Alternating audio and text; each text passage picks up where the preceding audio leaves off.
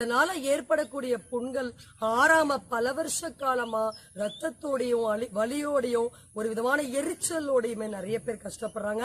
So நம்ம இந்த வீடியோல ரிசல்ட்டோட எப்படி அந்த புண்களை படிப்படியா ஆற்றிக்கொள்ள முடியும், அதற்கான உணவு கட்டுப்பாடு என்ன, அதற்கு சரியான ஹெர்பல் மருந்துகள் நீங்க என்ன எடுக்கணும் அப்படின்னு வீட்டுல இருந்த மாதிரியே ஒரு கம்ப்ளீட்டான கைட்லைன்ஸ் இந்த வீடியோ மூலமா உங்களுக்கு கிடைக்கும். சோ ஃபுல் வீடியோ வாட்ச் பண்ணுங்க, முற்றிலுமான பயனுள்ள தகவலா இருக்கும்.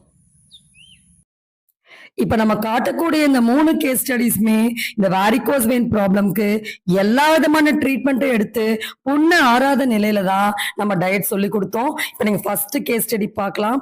புண்ணு எப்படி அந்த ரத்த காயத்தோட இருக்கிற புண்ணு ஒரு 1 மந்த் டயட்டுக்கு அப்புறம் எந்த அளவுக்கு ஹீல் ஆயிருக்கு, கால்கள் சுத்தமா அந்த அல்சர் அப்படியே மூடிச்சு.